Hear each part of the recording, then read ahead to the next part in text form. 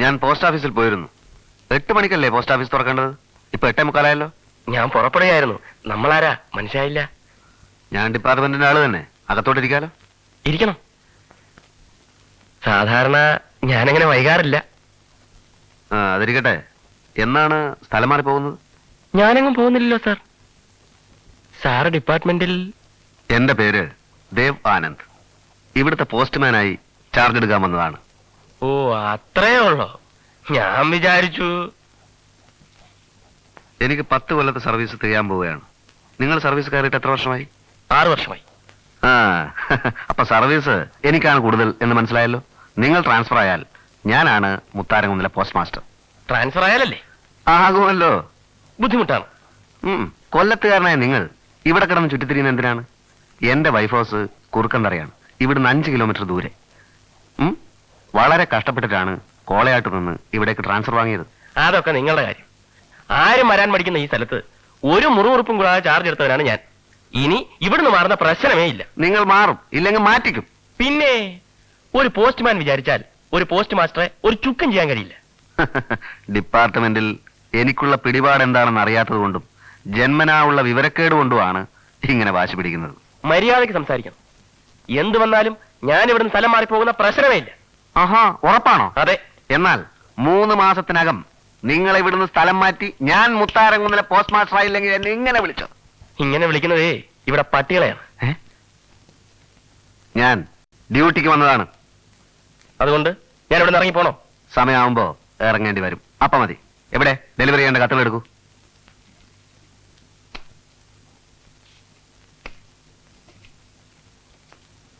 അല്ല, ഇതൊന്നും സോർട്ട് ചെയ്തിട്ടില്ലല്ലോ. ഓരോ ഏരിയയിലേക്കുള്ള കത്തുകൾ വേറെ വേറെ വെക്കണം. തന്നെ വെച്ചോണ്ടാ മതി. എനിക്ക് ഡെലിവറി മാത്രമേ പറ്റൂ. അങ്ങനെയാണോ നിയമം? അതെ. എന്നാ നിങ്ങൾ ഡെലിവറി ചെയ്യണ്ട. ഇതെല്ലാം തനിച്ച് ചെയ്യാൻ എനിക്കറിയാം. എനിക്കും നിങ്ങൾക്കും ഇവിടെ പ്രത്യേകം ഡ്യൂട്ടിയാണ്. എന്റെ ഡ്യൂട്ടി ഞാൻ ചെയ്യും. ഒരു കാര്യം ചോദിക്കട്ടെ, നിങ്ങൾ എല്ലാ നിയമങ്ങളും അതേപടി പാലിക്കുന്ന ആളാണോ?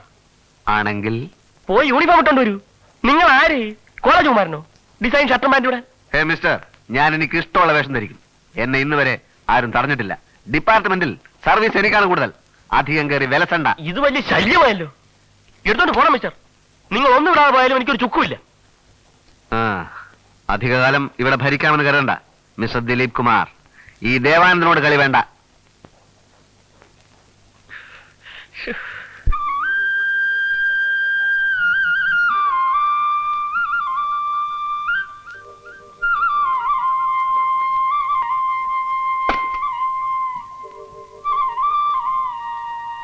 ഞാൻ താമസിച്ചോ? എവിടെ? കൂട്ടുകാരി എവിടെ? കൂടെ വന്നാൽ ഇഷ്ടപ്പെട്ടില്ലെങ്കിലോ എന്ന് വിചാരിച്ചു. എന്നാര് പറഞ്ഞു? എനിക്കറിയാം. ഓ, മമ്മൂട്ടി എഴുതി കാണും. ഞാനൊന്ന് ചോദിക്കട്ടെ, കുട്ടിയും മമ്മൂട്ടിയും തമ്മിൽ എന്താ കണക്ഷൻ? അവരങ്ങനെ സാറിന് ആർക്കും എഴുത്തെഴുതാറില്ലല്ലോ. കാരണമുണ്ട്. എന്താ, നിങ്ങൾ അടുപ്പത്തിലാണോ? വല്ല പ്രേമമോ മറ്റോ? ഒരു കത്തെഴുതിയെന്ന് വെച്ച് നിങ്ങളുടെ മേൽവിലാസത്തിന് വേണ്ടിയാ എനിക്ക് എഴുതിയത്. അത്രേ ഉള്ളൂ. കുട്ടിക്ക് ഈ സിനിമാടന്മാരെ മാത്രമേ ഇഷ്ടമുള്ളൂ? ഇഷ്ടമെന്ന് പറഞ്ഞ സിനിമ കണ്ടിട്ടുള്ള ഇഷ്ടമല്ലേ, അതിന് വേറെ അർത്ഥമൊന്നുമില്ല. ഭാഗ്യം. ഒന്നുമില്ല. ഫോട്ടോ എവിടെ? ഫോട്ടോ? ഈ ഫോട്ടോ ആ കൂടെ മണ്ണും പൊടിയും പിടിച്ച് കിടക്കുക. ഞാൻ വീട്ടിലോട്ട് എഴുതിയിട്ടുണ്ട്. അപ്പൊ ഫോട്ടോ കൊണ്ടുവന്നില്ല? 2 ദിവസം തരാം. ഞാൻ പോവാ. ഒരു നിമിഷം. നമുക്ക് ഒരാളിനോട് ആരാധന തോന്നുമ്പോഴാണല്ലോ നമ്മൾ അയാൾക്ക് ഈ കത്തും മറ്റും എഴുതുന്നത്. ഇപ്പോ ഞാൻ കുട്ടിക്കൊരു എഴുത്ത് എഴുതിയിരിക്കട്ടെ, മറുപടി തരൂ. എന്തിനാ എനിക്ക് എഴുതുന്നത്? ഞാൻ സിനിമയിലൊന്നും അഭിനയിച്ചിട്ടില്ലല്ലോ. സിനിമയിൽ അഭിനയിച്ചിരുന്നെങ്കിൽ ഞാൻ എഴുതില്ലായിരുന്നു. പക്ഷേ എന്തോ എനിക്കറിയില്ല, ആരാധനയാണെന്ന് തന്നെ കൂട്ടിക്കൊള്ളൂ. ആദ്യം കണ്ട നാൾ മുതൽ അമ്മണിക്കുട്ടി ദേഷ്യപ്പെടരുത്, എന്റെ മനസ്സിൽ നിറഞ്ഞു നിൽക്കുകയാണ്.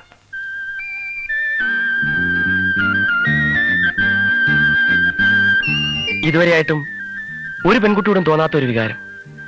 അതെങ്ങനെ പറയണമെന്ന് എനിക്കറിയില്ല. ഞാൻ എഴുതാം. എന്റെ മനസ്സിലുള്ളതെല്ലാം തുറന്നെഴുതാം.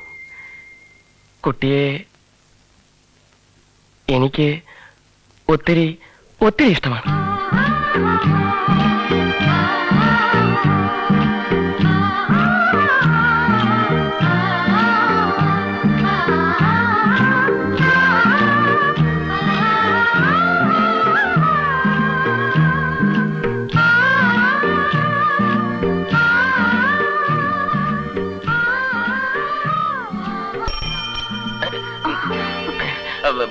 കത്ത് നാളെ തരാം. അമ്മണിക്കുട്ടി പൊയ്ക്കോ.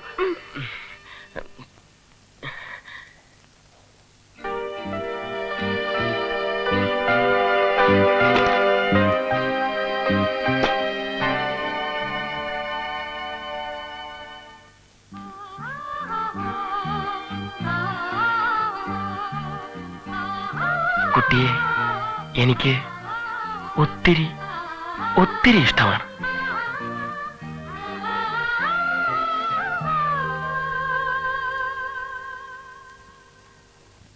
ഞാൻ ചോദിക്കുന്നത് എന്തുകൊണ്ട് സ്വന്തം കൈപ്പടയിൽ എഴുതിക്കൂടാ എന്നാണ്. അത് ഞാൻ വേറൊരു പേരിൽ ഈ കുട്ടിക്ക് 1-2 കത്ത് എഴുതിയിട്ടുണ്ട്. അതെന്തിന്? അത് പിന്നെ ഈ കുട്ടിയുടെ ചരിത്രം പരീക്ഷിക്കാൻ. ഇവളും വേറൊരുത്തനുമായി പ്രേമമാണോ എന്ന് ഞാൻ സംശയിച്ചു. അതുകൊണ്ട് അവന്റെ പേരിലാണ് ഞാൻ ആദ്യം കത്തെഴുതിയത്. ഇപ്പൊ വീണ്ടും ഇതേ കൈപ്പടയിൽ തന്നെ കത്തെഴുതിയാൽ ആകെ കുഴപ്പമാവും. അതുകൊണ്ടാ. അപ്പൊ കുട്ടിയുടെ പേരെന്താ? പേരെഴുതണ്ട.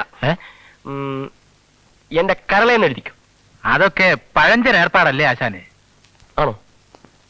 എന്നാ പിന്നെ എന്റെ പൊന്നെന്ന് കാച്ചിക്കും. എന്റെ പൊന്നെ.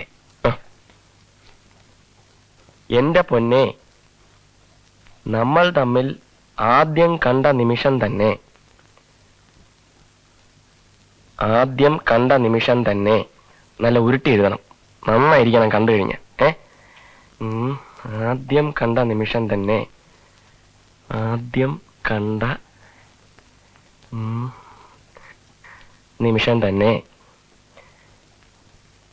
എന്റെ മനസ്സ് ഞാൻ തന്നു കഴിഞ്ഞു. ആ ഹൃദയം എനിക്ക് തരില്ലേ? തന്നില്ലെങ്കിൽ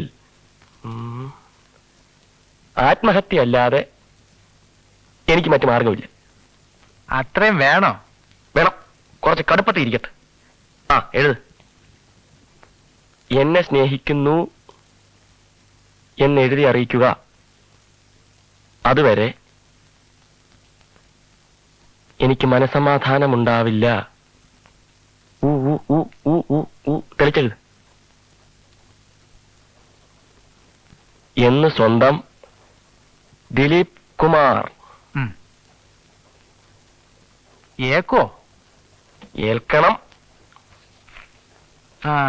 അഡ്രസ് ഞാൻ എഴുതിക്കണം. അപ്പൊ കൈപ്പട? അത് പിന്നെ വലിയ അക്ഷരത്തിലില്ല, അറിയത്തില്ല. സമയം ഒരുപാടായി. അപ്പൊ ഇറങ്ങല്ലേ? ശരി.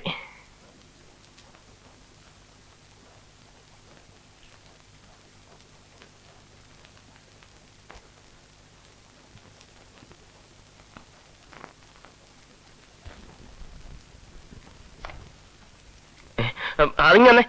അങ്ങോട്ട് വന്നേ. ഏത്? ഞാൻ സോർട്ട് ചെയ്തോളാം. അതല്ല, അതിനകത്തൊരു കത്ത് വേറെയാ. അങ്ങോട്ട് വന്നേ. ഏതെന്ന് പറ. KP Ammanikutty KJ house. അതിങ്ങ് വന്നേക്കൂ.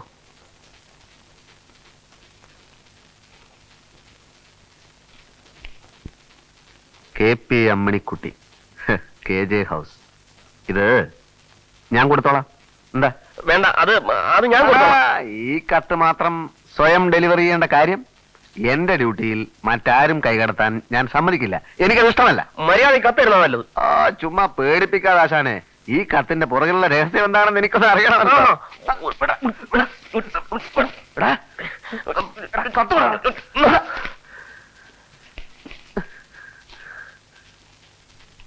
ഞാൻ കംപ്ലൈന്റ് ചെയ്യും.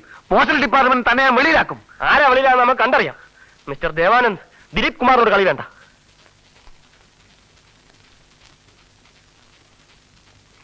കാണാമടാ. കാണാം.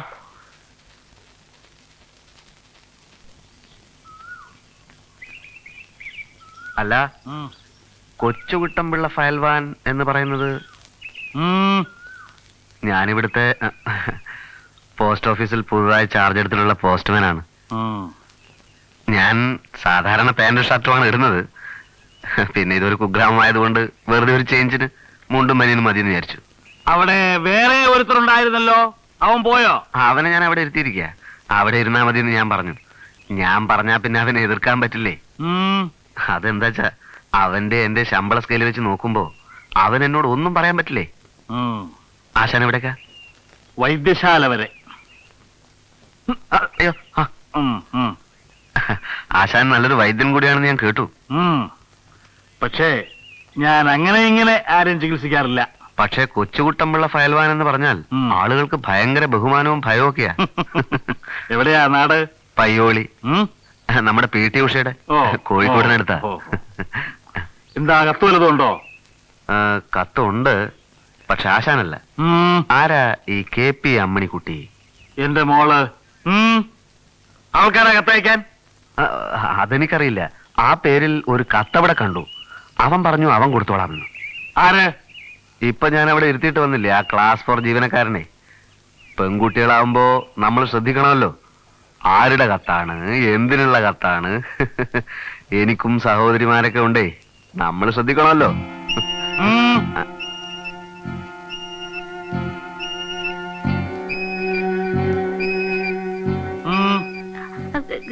രാധയ്ക്ക് പനി. ആരാ നിനക്ക് കത്തയച്ചത്? ആരും അയച്ചില്ലല്ലോ. നീയല്ലേ KP അമ്മണിക്കുട്ടി? അത് വലിയ പറമ്പത്തെ അമ്മണിക്കുട്ടിയായിരിക്കും. അതെ, ചിലപ്പോ വലിയ പറമ്പത്തെ ആയിരിക്കും. എന്റെ പേര് ദേവാനന്ദ്. ഞാനാണ് ഇവിടുത്തെ യഥാർത്ഥത്തിലുള്ള പോസ്റ്റ്മാൻ. മറ്റാരെങ്കിലും കുട്ടിയുടെ കയ്യിൽ കത്ത് തരികയാണെങ്കിൽ വാങ്ങിക്കണ്ട കേട്ടോ.